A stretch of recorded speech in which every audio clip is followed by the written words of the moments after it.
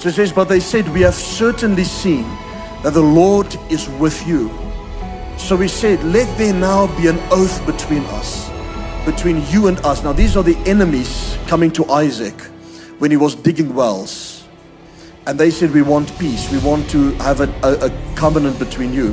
And let us have a covenant with you, that you will do us no harm, since we have not touched you.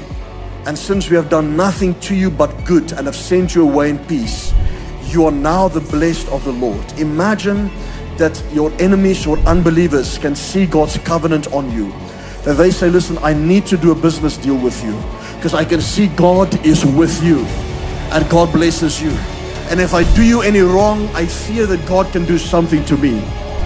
Meaning that God orchestrated with Isaac the right place at the right time, with the right people, with the right opportunities. God wants to show the world that you're prosperous. The Bible says, let your profiting, your ability to prosper, appear to all men.